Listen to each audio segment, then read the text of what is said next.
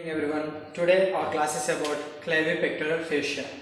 Before starting the class, please subscribe to our channel and follow us in Instagram for notes. Notes is available in Instagram. Today our class is about clavipectoral fascia. Okay, it is very small concept where it contains very small video. So then coming to the point, today our class is about clavipectoral fascia, and the clavipectoral fascia extends from the region of clavicle to the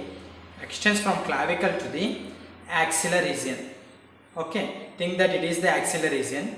It extends from the clavicle to the axillary region.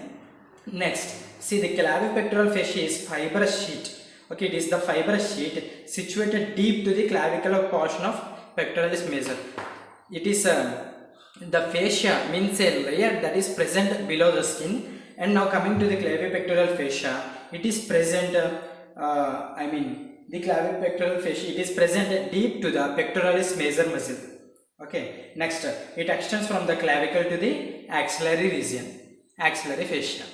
Okay, yeah, next coming to the point, see, in the clavipectoral fascia at the upper end, it splits to enclose. Here there is a subclavius muscle here.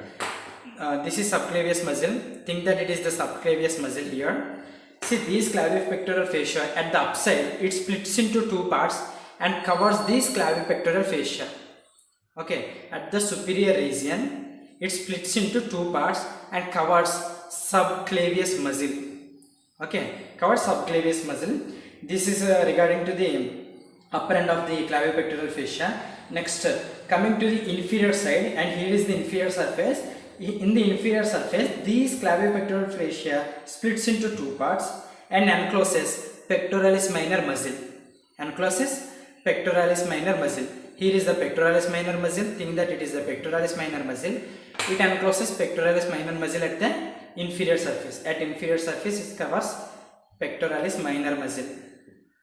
Okay, yeah. Next, coming to the medial side, it is the medial and it is the lateral. Think that it is the medial, it is the lateral. See, at coming to the medial side, it attaches to the external intercostal muscle. Here is the external intercostal muscle like this. See, it covers the external intercostal muscle at medial side. Now coming to the lateral side, it covers coronal process, and here there will be a coronal process of a scapula that belongs to the scapula. It covers the coronal process at the lateral surface. Okay, these are the boundaries that regarding to the clavipectoral fascia. At medial side, it covers external intercostal muscle, as well as while coming to the lateral side, it occupies the coronoid process. Okay, these are the parts, these are the boundaries that these are the relations that related to this clavipectoral fascia. The clavipectoral fascia extends from the clavicle region to the region of axillary fascia. Next, here the two important contents that pairs out from the clavipectoral fascia. Before this point, see, below this muscle, it continues as suspensory ligament. This clavipectoral fascia continues as suspensory ligament. Now coming to the contents, there are two contents that pairs that comes out from the by piercing the clavipectoral fascia. Those are, see, lateral pectoral nerve. One is lateral pectoral nerve. One is cephalic vein. One is cephalic vein. One is lateral pectoral nerve.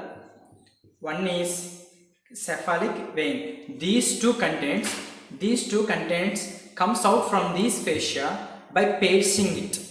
Okay, piercing means cutting or protruding or moving inside from, like this. If it is the fascia, piercing means if it is the lateral pectoral nerve, it comes in between these two and enters into like this. This we call it as, this process is called piercing. Okay, this is all about the clavipectoral fascia. Yeah, we will meet again tomorrow. Thank you all.